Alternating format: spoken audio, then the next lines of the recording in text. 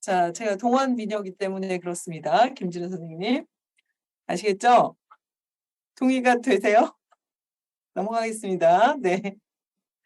자, 논문 작성 과정에 이러한 절차를 거치지만, 자, 우리가 굉장히 중요한 게 여러분들이 논문을 준비하실 때 내가 연구 방법론을 뭘로 할 것인지 먼저 방향을 선택해야 합니다. 양적 연구와 질적 연구의 차이는 데이터 차이입니다. 네, 데이터가 양적 연구는 숫자, 질적 연구는 글로 모은다고 말씀드렸습니다. 그래서 연구 방법론을 여러분들이 잘 미리 정리하시는 게 여러분의 논문 준비에 매우 중요한 포인트입니다. 자, 그러면 논문은 필수 조건이 두 가지가 있다고 제가 설명드렸습니다. 논문의 필수 조건 두 가지는 뭡니까? 뭐와 뭐입니까? 이론적 배경과 데이터입니다. 자, 그래서 논문의 주제를 정할 때는 키워드 검색에 참고 논문 리스트를 정리하는 것부터 시작한다고 말씀드렸습니다. 자, 그래서 여러분들이 이제 무엇을 위해서 논문을 쓸 것인가?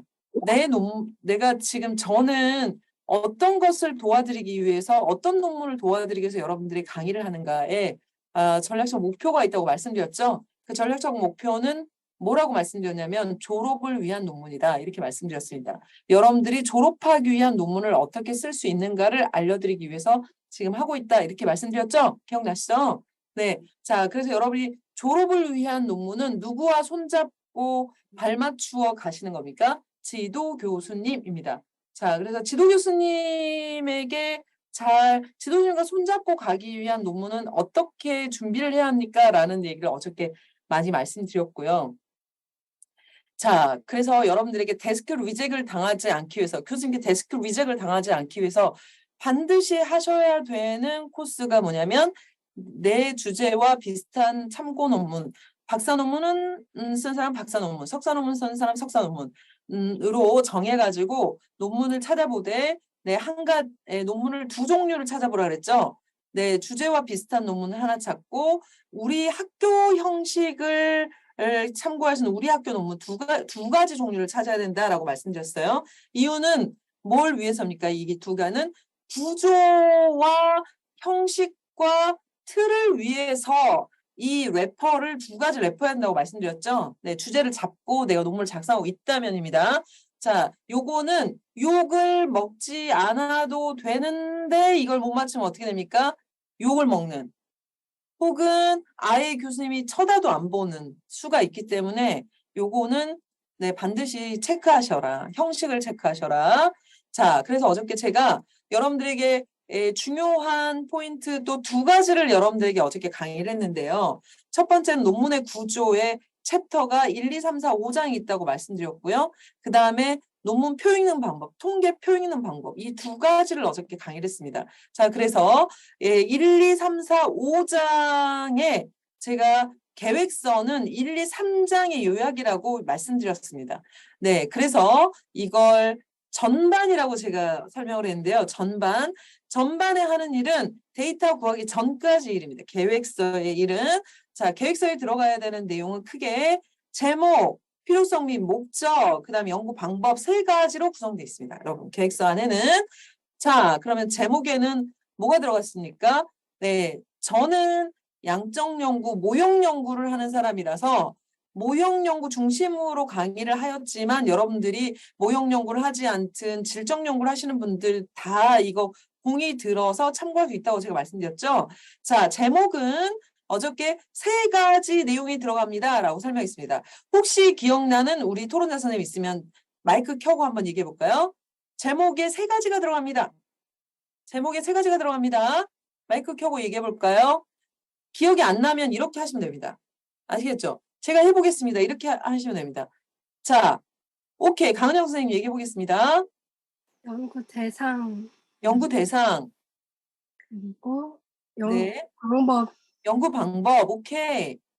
세 번째는 잘 기억이 안 납니다. 연구 목적입니다. 너무 잘하셨어요. 네, 진짜. 네, 너무 잘하셨습니다. 네. 자, 제목에는 연구 대상, 연구 목적, 연구 방법. 자, 그래서 우리가 제목만 봐도 어때요? 리스트 쫙 뽑을 수 있다고 그랬어요. 내가 뭘 다운받아야지 알 수 있다고 그랬어요. 그러니까 이게 뭐예요? 여러분들이 나 제목 쓸 때 요거는 최소한 들어간다. 그런데 목적과 방법이 살짝 섞여 있는 경우가 되게 많아요, 여러분. 그러니까 목적과 방법이 교묘하게 붙어 있어요. 네. 자, 오늘 우리가 볼 논문도 그렇거든요. 자, 그런 거 참고하시고 머릿속에 넣으시고 대상, 목적, 방법입니다. 자, 연구 대상의 특별히 중요한 일은 뭐냐면 연구 대상이 바로 데이터 수집 대상이기 때문이죠. 자, 그러면 연구 대상이 모집단입니까? 표본입니까? 김지수 선생님. 네, 소그렇게 하시고 연구 대상은 모집단입니까? 표본입니까? 모집단입니다. 네, 오케이. 자, 그러면 필요성과 목적인데 필요성이 두 가지 필요성이 있었죠. 어떻게 실무적 필요성이 있고 학문적 필요성이 있습니다. 실무적 필요성은 중요해서 해. 학문적 필요성은 안 돼 있으니까 내가 해. 그래서 학문적 필요성이 바로 연구의 차별점을 끄집어내서 이야기하는 포인트라고 제가 말씀드렸죠. 그래서 그걸 쓰기 위해서는 연구 요약이 돼야 되고 선행용 한계가 있어야 되고 선행용 한계 기초한 연구의 필요성인데 안 돼 있어서 부족해서 이렇게 쓴다고 말씀드렸습니다. 연구 목적은 자 뭐하고 바로 일치한다고 제가 얘기했죠. 3장에 나와 있는 연구 가설의 연구 목적과 정확하게 일치합니다. 그래서 3장을 먼저 씁니까? 1장을 먼저 씁니까? 논문을 쓸 때. 논문을 쓸 때 3장을 먼저 씁니까? 1장을 먼저 씁니까? 3장을 먼저 씁니다. 아시겠죠? 3장을 먼저 써요. 자, 근데 여러분들이 왜 1장이라고 생각하는지 알아요? 제가 그거 알려드릴게요. 교수님들이 3장 먼저 써 이렇게 하지 않고 1장 먼저 써 이렇게 하신단 말이에요. 근데 저 같은 사람이 논문 쓸 때는 3장 쓰고 2장 쓰고 1장 씁니다. 순서가. 아시겠죠? 왜냐하면 3장 쓸 때가 설계잖아요. 설계할 때 뭐를 다 구합니까? 레퍼런스를 다 구합니다. 그럼 레퍼런스를 다 구했다는 말은 이걸 가지고 2장을 쓸 수 있는 준비가 됐다는 얘기고요. 2장에 써 있으면 2장에 쓴 일부 내용이 요약해서 1장에 선행연구 요약이나 한계에 다 들어갈 거 아니겠습니까? 제 말 맞습니까? 그러니까 쉽잖아요. 글 쓰는 순서가. 그래서 3장 쓰고 2장 쓰고 1장 씁니다, 여러분. 자, 그런데 교수님들은 왜 1장 써와 이럴까요? 교수님들이 왜 1장 써와 그럴까요? 아, 여러분들에게는 좀 아쉬운 얘기겠지만 교수님들의 편의를 위해서입니다. 교수님들의 효율을 위해서입니다. 왜냐하면 1장만 보면 2장, 3장이 제대로 되어 있는지 다 미루어 짐작할 수가 있어요. 자, 그러니까 1장을 써오라고 교수님 그러면 여러분들이 어떤 작업을 하시냐면 1장의 문장 고치기를 계속해요. 1장이 교수님이 다시 해와 다시 와 다시 와 이러잖아요. 그러면 1장 문장 고치기를 계속해서 빠꾸 이래요. 그러면 문장이 문제가 있어서 빠꾸를 시킬까요? 아니면 다른 게 문제가 있어서 백을 시킬까요? 네, 다른 문제입니다. 그러니까 3장과 2장이 제대로 준비되어 있는지 봐야 되니까 교수님한테 죄송하지만 1장을 자꾸 다시 갖고 오라고 하면 여러분들이 뭘 준비해야 돼요? 3장과 2장을 준비해서 교수님한테 가서 교수님 혹시 여기 같이 봐주시면 어느 부분을 더 고쳐서 1장을 고칠까? 이렇게 하셔야 됩니다. 아시겠습니까? 네, 1장의 문장 고치기만 하실 거는 진도가 안 나갑니다. 아시겠죠? 네. 네, 교수님들의 효율성을 이해해드려야 되는 효율성을 추구하는 것을 교수님들을 이해를 해드려야 됩니까? 안 해드려야 됩니까? 그렇죠. 그러니까 여러분들의 편의를 좀 더 봐주면 좋겠죠. 근데 모든 사람들은 그 위치에 가면 나의 효율성을 생각합니다. 아시겠습니까? 그 입장 바꿔 생각해야 돼요, 여러분들이. 교수님의 입장 바꿔 생각해 드려야 됩니다. 네, 그래서 자, 1장에서 뺑뺑이를 돌고 있으면 어디를 여러분 고치셔야 한다고요? 3장과 2장을 고치면서 1장을 고치는 거예요. 아시겠죠? 네. 자, 여러분, 이게 사이드 얘기를 할 시간이 안 될 것 같아가지고 제가 사이드 얘기를 안 하려고 했는데 사이드 얘기를 한 포인트만 하고 제가 할게요. 1분도 안 걸릴 것 같아요.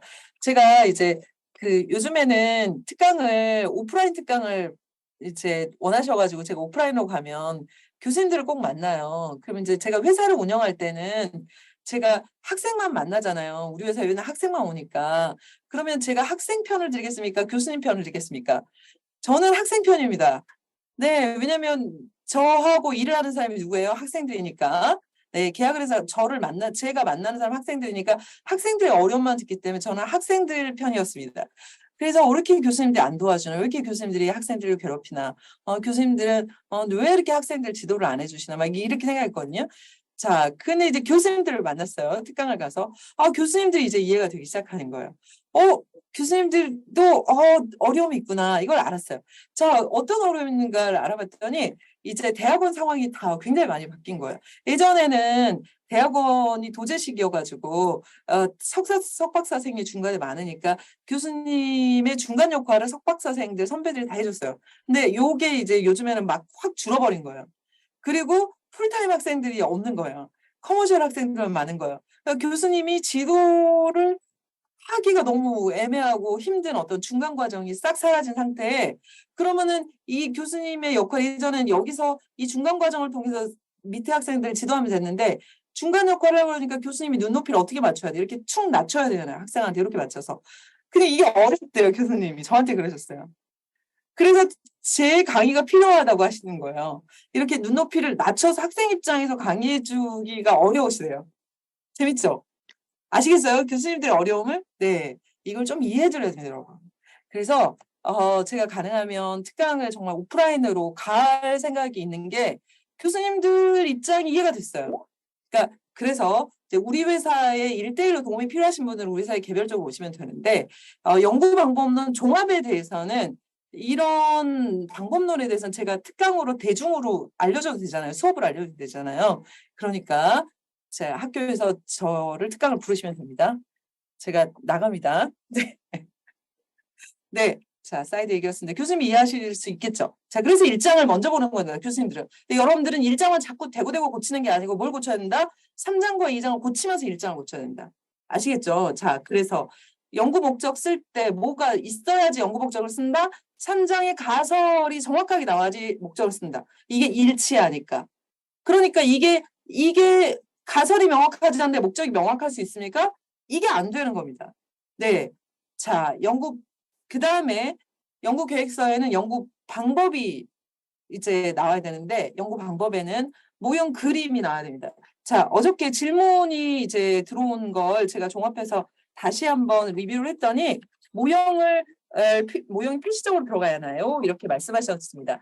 자, 모형이 들어가야 되는 모형 연구는 필수입니다. 자, 그런데 모형이 필수적으로 들어가지 않아도 되는 연구 방법론들이 있는데 이런 연구 방법론들은 연구의 프로세스를 넣기도 합니다. 그러니까 그림 형태가 반드시 들어가면 그림이 어때요? 우리에게 주는 직관적인 이해를 할 수 있게 해주는 면이 있잖아요. 그래서 제가 본인 주제와 관련된 레퍼런스 확인하세요라고 계속 얘기하는 게 이겁니다. 그 레퍼런스가 나한테 무슨 역할을 합니까? 지도 역할을 합니다. 아시겠습니까? 그러니까 항공 사진 역할은 아니에요. 그러니까 일일이 세부적인 내용까지 내가 따올 수는 없는데 구조적인 건 내가 다 따올 수 있어요. 아시겠죠? 그래서 레퍼런스를 놓고 내가 그 구조를 따라가면서 하면 내가 훨씬 덜 팍팍해요. 찾아갈 수 있어요. 걔가 지도를 해줘가지고. 지도 역할을 해줘서 네. 측정 도구는 네, 설문지입니다. 측정 항목들. 자, 중요한 거는 이걸 다른 논문에서 아답하기 때문에 따오기 때문에 출처를 적어야 된다고 말씀드렸습니다. 자, 그 다음에 연구 대상과 내가 데이터 수집을 어떻게 할 것인지 표본을 어떻게 구할 것인지를 설명하셔야 되고요.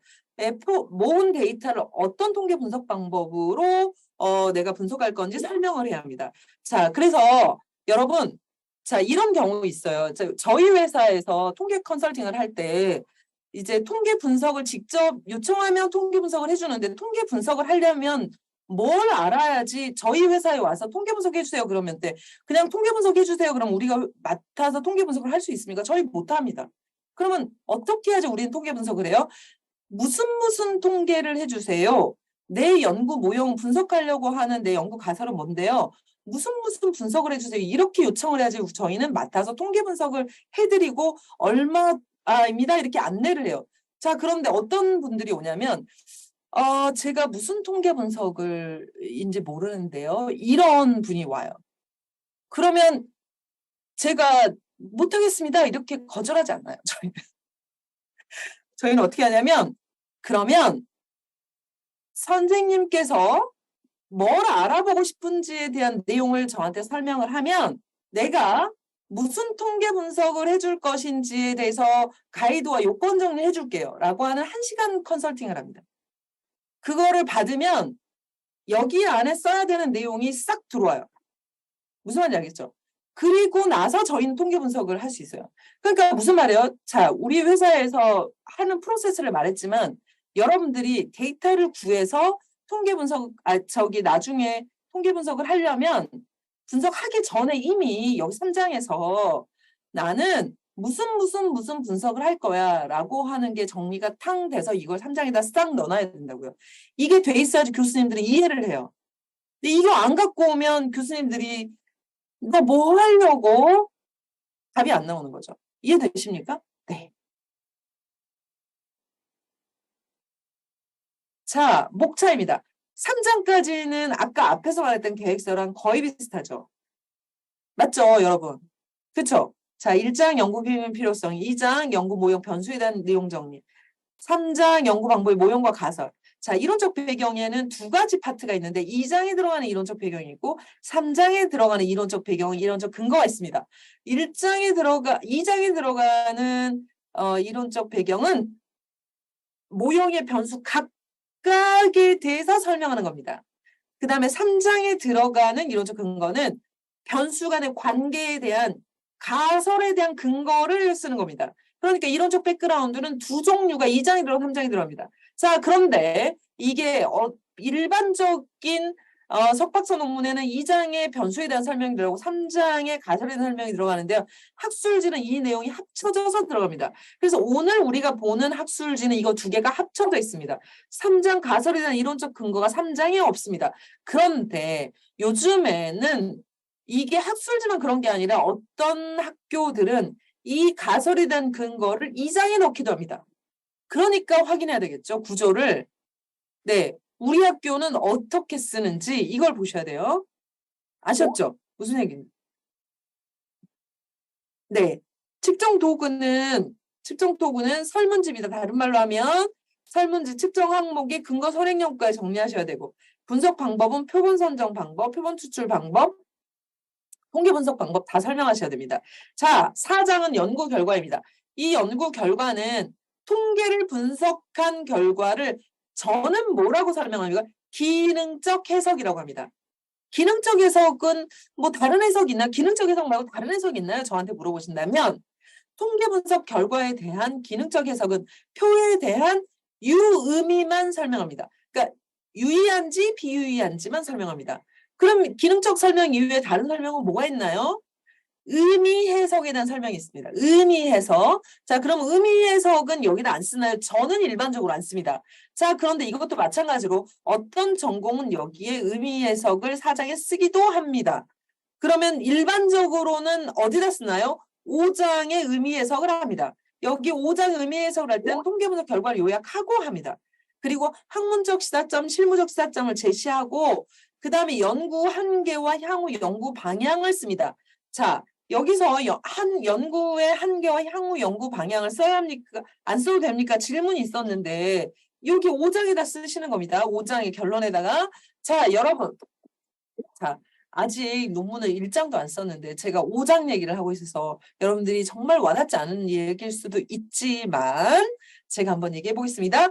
자, 연구의 한계와 향후 연구 방향을 쓰셔야 되는데 내 연구의 한계를 쓸 때는 내가 얼마나 내 논문이 부족하고 내가 어떤 게 문제가 있는지 내가 굉장히 잘 알잖아요. 그래서 내 연구의 문제와 내 연구의 약점을 여기 연구의 한계에 낱낱이 쓴다. OX.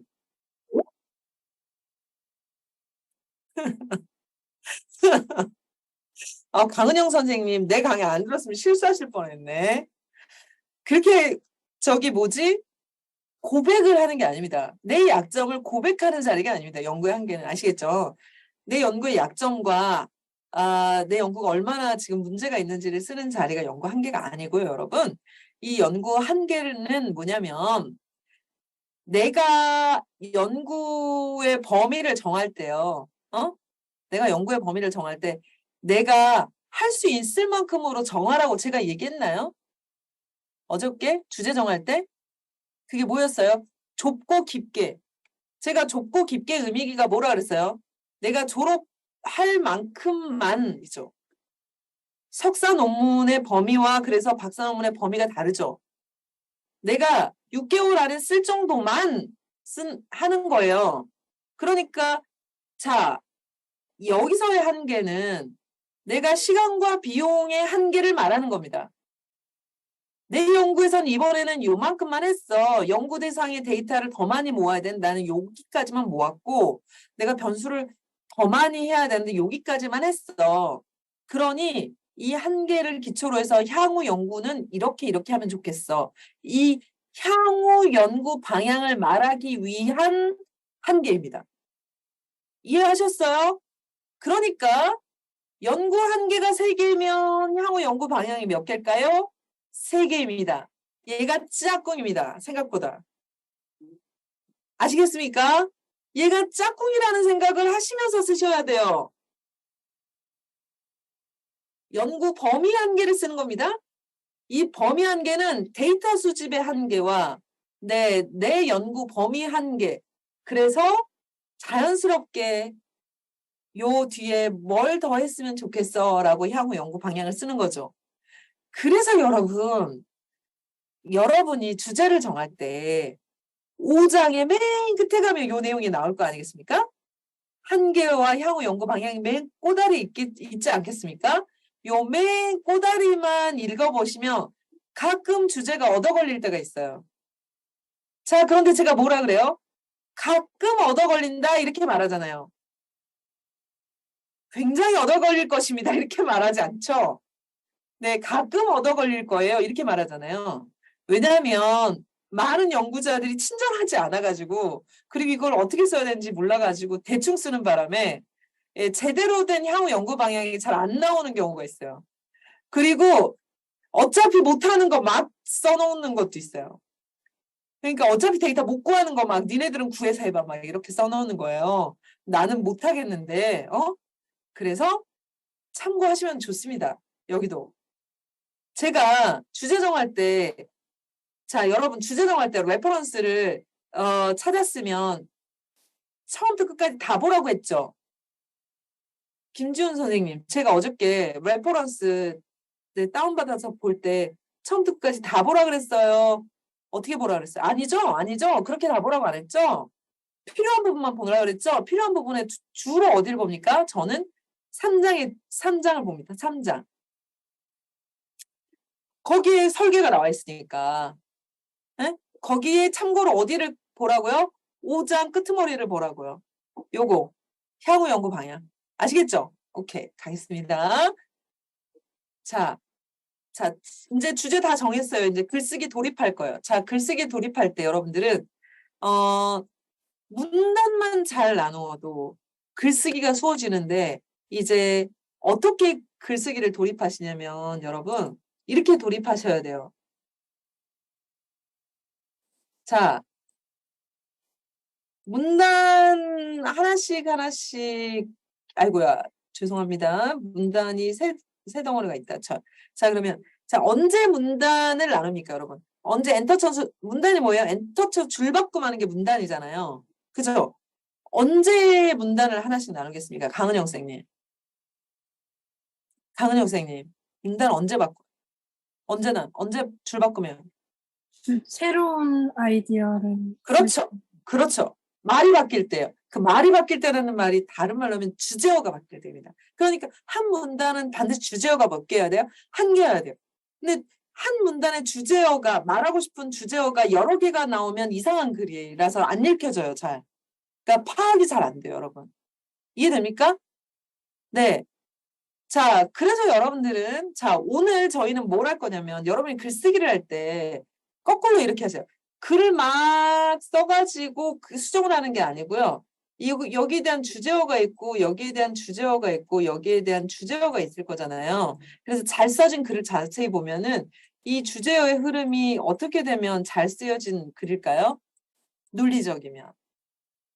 그렇죠? 그래서 여러분들은 예를 들면 나는 1장을 쓸 거예요. 서론을. 그러면은 한 페이지에 보통 4문단 나오고 석사 논문 한 3페이지 정도 쓰거든요. 서론을. 그러면은 길면 4, 4, 16, 작으면 9, 그러니까 한 12문단 정도 쓴다고 칠게요. 알겠죠? 아니다. 3페이지니까 12, 그러니까 10에서 12문단 그러면 그 10문단에 대한 주제어를 먼저 적어 놓고 거꾸로 문장을 쓰기를 시작하면 괜찮아요. 할만해요. 기존 연구를 따오기도 하고 요약 정리하고 이렇게 하는 겁니다. 그래서 오늘 저희는 이 논문을 오늘 찾아온 이 논문을 주제어를 찾으면서 주제어의 흐름을 찾으면서 어떻게 글을 쓰는지를 설명을 드리는 방식으로 제가 오늘 강의합니다. 이해하셨습니까? 네, 오케이. 가겠습니다. 자, 어저께, 데이터를 읽기 위해서 제가 뭐부터 했냐면, 변수의 종류부터 이해를 시켜드렸습니다.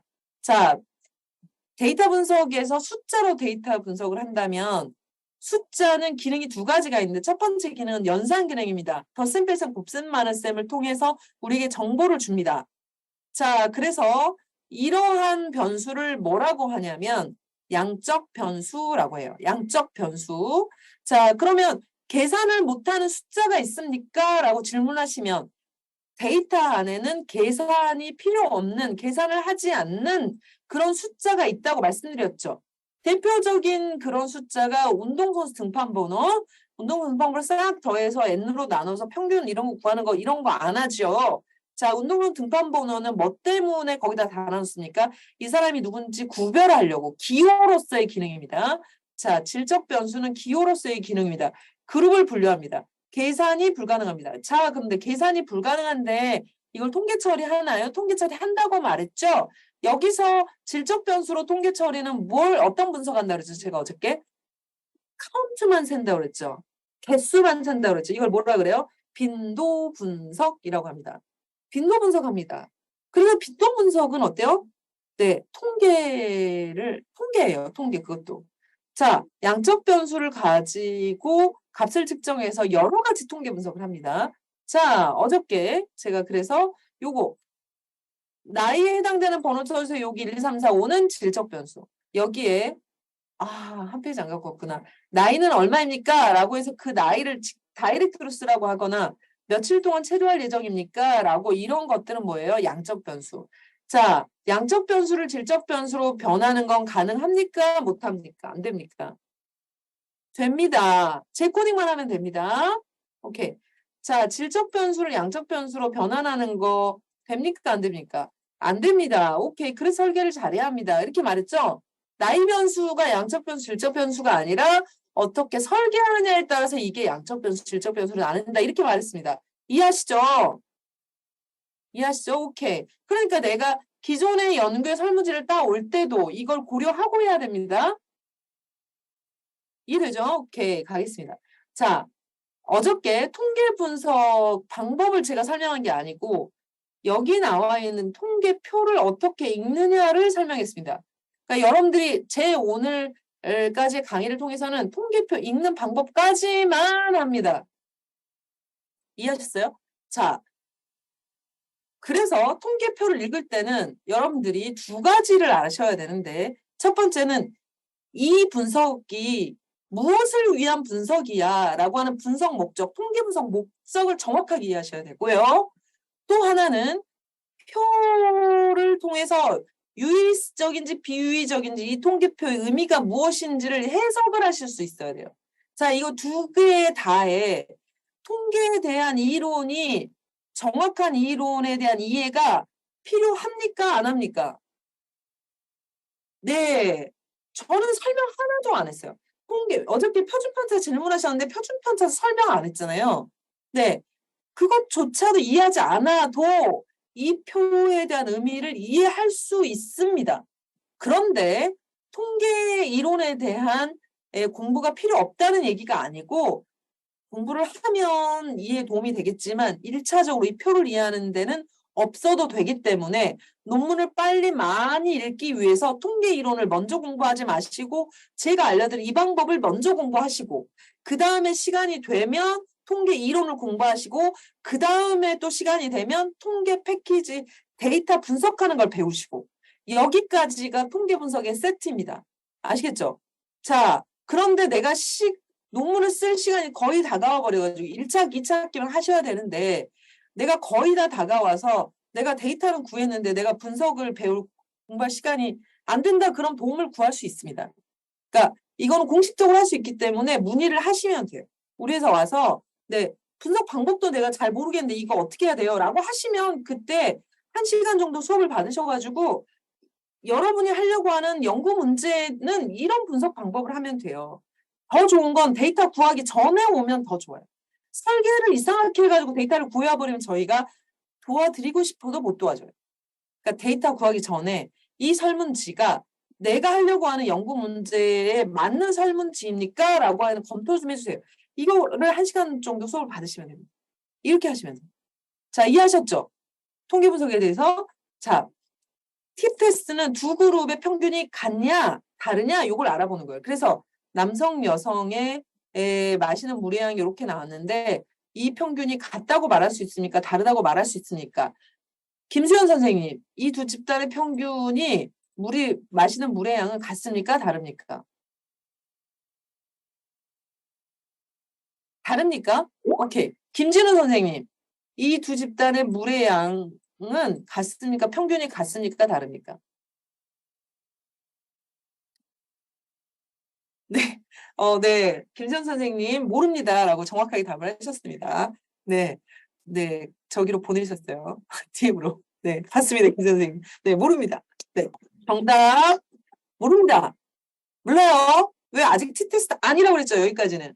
T테스트를 하면 저희한테 T값을 주고 T값에 의한 유의 확률 P값을 줍니다. 이 유의 확률이 유의 수준보다 작으면 유의적입니다. 네. 이게 유의성 검정이었죠? 네. 자, 그래서 네. 유의 수준보다 유의 수준하고 비교해서 판단해 가지고 작으니까 유의적이면 별표. 유의적이면 평균이 같지 않다, 다르다. 이렇게 한다 그랬죠. 오케이. 자, 세 집단 이상일 때는 아노바 분석하는데 마찬가지로 이 평균이 같냐 다르냐 현재는 모르고 네, 아노바 분석을 하면 F값에 의한 유의 확률이 나오는데 이게 유의적이다라고 네, P값 유의 수준보다 다 작아서 유의적입니다. 유의적이니까 평균이 다른데 얘랑 달라 이렇게 달라 했더니 사후 분석을 보니 A씨하고만 나왔죠. 그러니까 A하고 저체중하고 과체중의 요 숫자만 다르다. 여기까지 했습니다.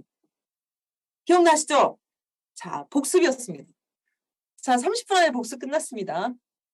자, 리뷰 다 이해되셨죠? 자, 진짜 논문으로 들어가겠습니다. 논문 다 준비하셨죠?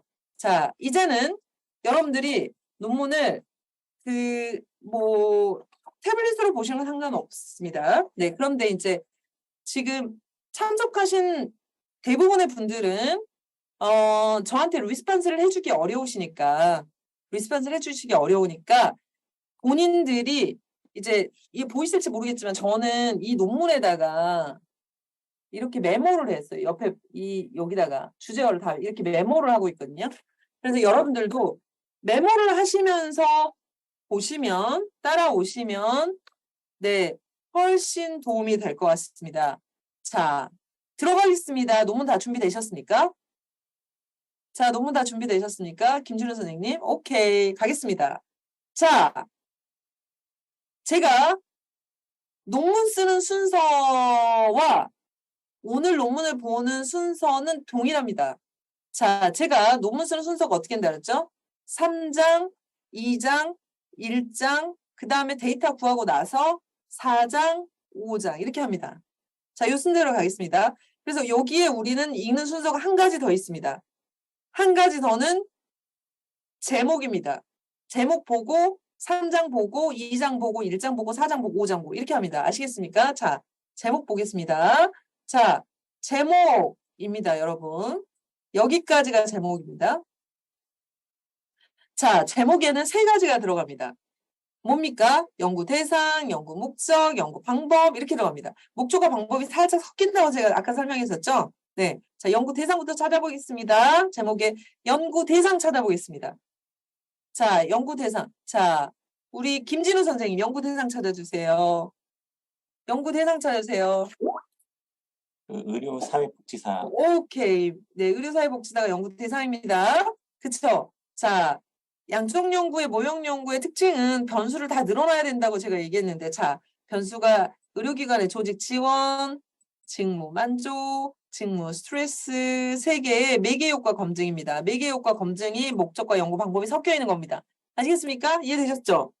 자, 그러면 여러분 이렇게 하는 거예요.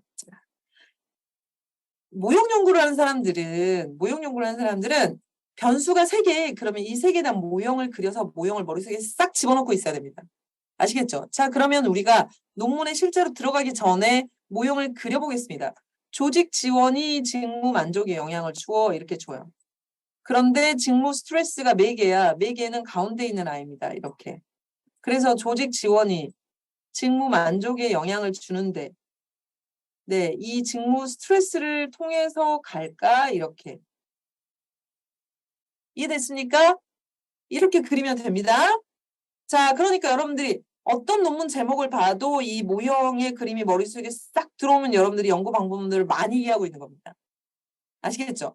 자, 그리고 논문을 읽을 때도, 어떤 논문을 읽을 때도, 어떤 논문을 여러분들이 쓸 때도, 자, 이 공부를 할 때요. 공부를 하는 요령이 있습니다. 자, 이해를 해야 되는 파트가 있고요. 외워야 되는 파트가 있고요. 인풋할 때 하는 얘기입니다. 그 다음에 워딩을 해서 써 놓아야 되는 파트가 있습니다. 이해합니까? 무슨 말인지? 네. 자, 그런데 모든 논문을 읽을 때 이 논문의 설계도인 모형이 머릿속에 빵 들어가 있으면 앞뒤로 자꾸 왔다 갔다 하면서 읽지 않아도 돼요. 굉장히 빨라요. 그러니까 어떤 내용이 머릿속에 있으면 굉장히 효율적일 때가 있잖아요. 그게 바로 모형입니다. 그래서 여러분들이 여러분의 주제를 정했을 때 누군가와 계속 대화를 하면서 논문을 쓰셔야 돼요. 논문은 원래 혼자 쓰는 게 아닌데 여러분. 혼자 끙끙대면서 글을 보면서 계속 쓰는 게 아니고요. 토론을 하면서 내용을 검토해 주면서 피드백을 받으면서 이렇게 하는 게 논문입니다. 아시겠죠? 티키타카를 하는 게 논문 쓰기입니다. 자, 그럼 티키타카를 해야 되는데 내가 설명해 줘야 돼요. 내 논문을 내가 설명해야 돼요. 저쪽에서 자꾸 들어야 돼요. 내가 설명을 해야지 저쪽에서 피드백을 들을 거 아니겠습니까? 그쵸? 그러면 내가 설명할 때 내가 자꾸 종이 쪼가리를 보면서 설명을 합니까? 머릿속에 있는 걸 설명해야 합니까? 머릿속에 있는 걸 설명합니다. 그죠? 머릿속에 있는 걸 설명해야 되는데 무엇이 내 머릿속에 있으면 설명이 제대로 되냐면 구조와 뼈대가 머릿속에 있으면 자연스럽게 설명이 됩니다. 그러니까 논문의 구조와 뼈대의 핵심이 뭡니까? 모형입니다. 그러니까 이게 내 머릿속에 없는데 누구하고 티키타카를 할 수 있어요, 없어요? 그 누구라는 것의 핵심은 누구입니까? 지도 교수님입니다. 근데 지도 교수님한테 설명하러 가가지고 내가 계속 이걸 쳐다봐야 돼. 그러면 돼요, 안 돼요? 잘 안 돼요. 될 수도 있죠. 그럼 잘 안 돼요. 잘 안 되면 힘듭니다, 커뮤니케이션이. 제가 교수님들 입장을 여러분들이 입장 바꿔 생각하라고 제가 얘기했죠. 네, 그러니까 입장 바꿔 생각해봐요. 연구자가 뭘 연구하려고 하는지 자기 자신이 알고 있는데 내가 무엇이 안 돼 있다는 걸 알고 있는 연구자랑 이야기를 하고 싶지. 뭐가 돼 있는지, 뭐가 안 돼 있는지, 무엇을 해야 되는지, 더 해야 되는지 이걸 아무것도 모르는 연구자와 이야기를 하고 싶겠어요? 맞죠? 그러니까 여러분은 항상 부족한 상태에서 교수님과 이야기합니다. 그건 당연히 받아들이세요. 여러분이 다 혼자 할 수 있으면 왜 교수님하고 하겠어요? 그렇죠? 여러분은 부족합니다. 그런데 부족하지만 뭔 알아야 돼요? 내가 한 것과 못한 것. 나는 무엇을 하고 싶은지는 말할 수가 있어야 된다고. 그것의 출발과 핵심이 뭐라고? 모형이라고 해요. 그러니까 이게 머릿속에 빵 들어와 있어야 돼요. 내가 하고 싶은 게 뭡니다. 그러니까 이걸 말하려면 지금 제 강의가 필요해요. 그러니까 제 강의가 뭐냐면 저는 구조만 설명해 주고 있는 거예요. 저는 내용 위주로 하지 않습니다, 여러분. 무슨 말인지 이해됩니까? 논문의 틀이 뭐예요? 논문은 뭘 갖춰야 돼요? 이 구조적인 이야기를 하는데 이 구조적인 이야기에서 목차에 구체적으로 1, 2, 3, 4, 5장 무슨 내용이 들어가야 돼요? 이걸 파악하도록 제가 이 강의를 하는 거거든요. 어제는 뭐뭐 내용이 들어가야 돼를 설명했고 오늘은 진짜 그렇게 써 있는지 논문을 보면서 해보자. 이걸 하고 있는 거거든요. 그러니 자, 내가 할 일이 도대체 무슨 종류의 일이구나 라는 것을 통해서 여러분들이 나는 요만큼 20% 정도 돼 있네, 30% 정도 돼 있네, 50% 정도 돼 있네, 뭐는 안 돼 있네. 이게 돼 있어야지 교수님하고 그 다음에 이야기를 하고 그 다음에 이야기를 하고 하죠. 이해됩니까? 그래서 제목을 통해서 논문 제목을 자꾸 보면 모형의 그림이 땅땅땅 그려집니다. 네, 그리고 머릿속에 그 구조를 머릿속에 팍 넣어놓고 그렇게 보는 연습을 하셔야 돼요. 이해하셨죠? 가겠습니다. 자, 어디부터 본다고요? 3장부터 본다고요, 여러분. 연구 방법. 자, 3장 연구 방법 8페이지입니다. 8페이지 들어가겠습니다. 자, 학술지죠. 학술지의 특징은 압축글입니다. 그래서 여러분들이 학술지를 내용을 참고할 때 학술지를 보시는데 구조를 볼 때는 학술지를 보시는 게 아니에요. 석사 논문을 쓰는 사람은 석사 논문을, 박사 논문 쓰는 사람은 박사 논문을 봐야 된다 그랬죠. 양을 그만큼 채워야 되기 때문에 그렇습니다. 자, 그런데 저는 시간 관계상 학술지로 설명하는 겁니다. 자, 그래서 제가 이론적 백그라운드는 2개 들어있습니다. 2장은 변수 각각에 대한 설명이 들어있고요. 3장 연구 방법에는 가설의 근거가 이론적 근거가 써 있습니다. 근데 얘는 가설에 대한 근거는 안 써 있고 가설만 써 있잖아요. 그러니까 이 가설에 대한 근거가 어디 써 있다고요? 2장에 들어가 있다고요. 얘는 왜? 학술지라서 그렇다고요.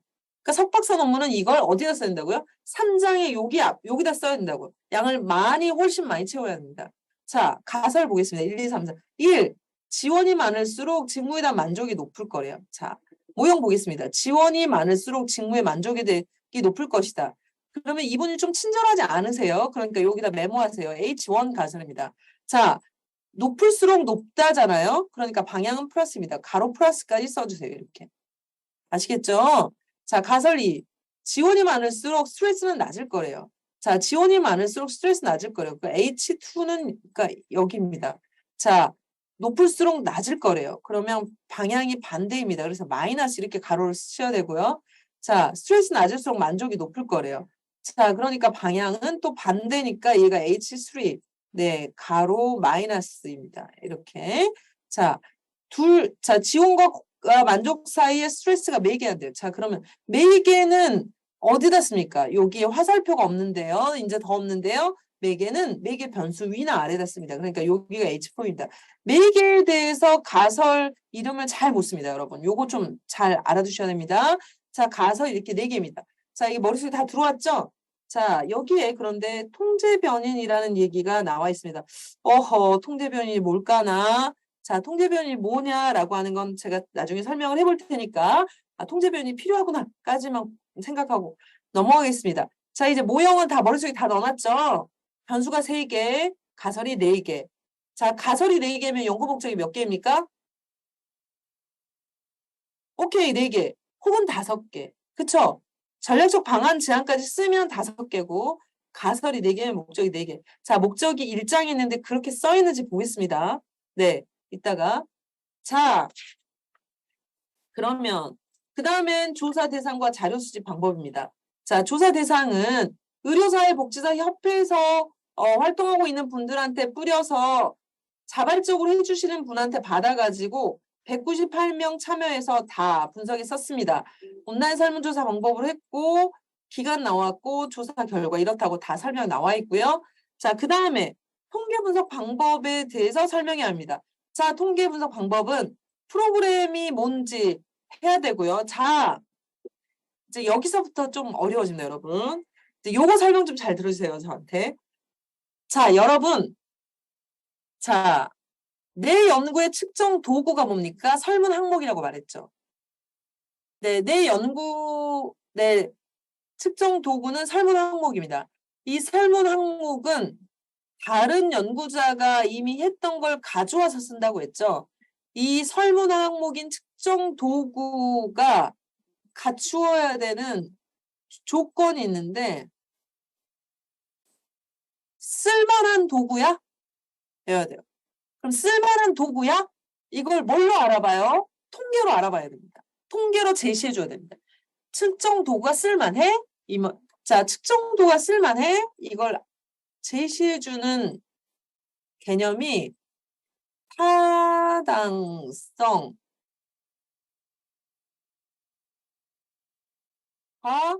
신뢰성입니다. 자, 제가 글씨가 편하지가 않아서 네, 타당성과 신뢰성은